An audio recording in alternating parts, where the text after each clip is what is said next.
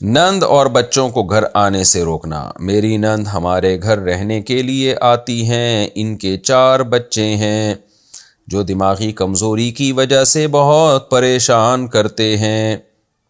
گھر میں اپنے بچوں اور سسر کو بھی دیکھنا ہوتا ہے۔ نند کے آنے سے ہماری ذاتی زندگی بہت متاثر ہو جاتی ہے۔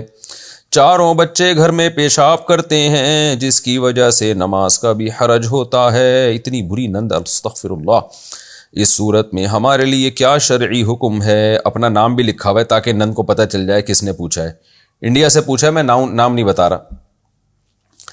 تو دیکھیں، جو نند کو چاہیے کہ نہیں آئے گھر میں اس طریقے سے، اگر وہ بچے پیشاب کر رہے ہیں، نندیں آتی ہیں وہ یہ سمجھ کے کہ ہماری ماں کا گھر ہے، کسی کا باپ بھی ہم کو نہیں روک سکتا، تو ٹھیک ہے بھئی آپ کی ماں کا گھر ہے، لیکن اس سے جو آپ کی جو بھابیاں ہیں وہ بھی تو متاثر ہو رہی ہیں نا، بھی ان کا بھی تو گھر بن چکا ہے۔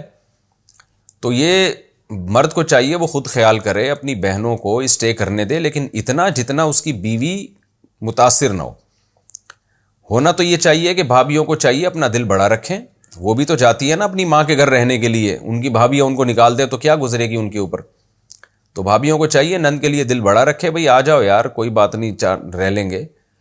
تو لیکن اگر وہ نند، کچھ ایسی نندیں ہوتی ہیں جو بیان نہیں سن رہی، اور وہ کیا کرتی ہیں کہ وہ باقی بڑی پھوڑ قسم کی ہوتی ہیں، کوئی چیز وہاں پڑی ہوئی ہے تو وہ ادھر ہی پڑی ہوئی ہے، بچہ پیشاب کر دے تو صاف کرنے کی توفیق نہیں مل رہی۔ اس طرح کی پھوڑ قسم کی نندوں کو برداشت کرنا بہت مشکل ہے۔ یہ وہی عورت سمجھ سکتی ہے جس کی اس طرح کی نند ہو، مردوں کو نہیں پتہ چلتی یہ چیزیں۔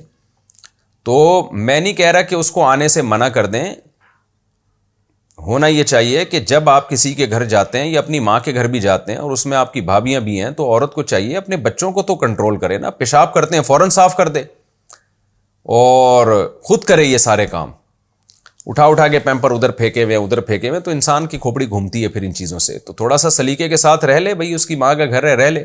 پھر بھی نند نہیں رہنے دیتی، پھر یہ نند کی طرف سے زیادتی ہے، بھابی اگر نہیں رہنے دیتی تو پھر یہ بھابی کی طرف سے زیادتی ہے۔ لیکن اگر پھوڑ ہے، نند سلیقہ نہیں ہے اس میں، اور جا کے بچے پیشاب کر رہے ہیں اور گند کر رہے ہیں، اٹھاتی نہیں ہے، اور سارا پھر بھابی کو گھر صاف کرنا پڑتا ہے، تو یہ غلط ہے، پھر یہ ظلم ہے۔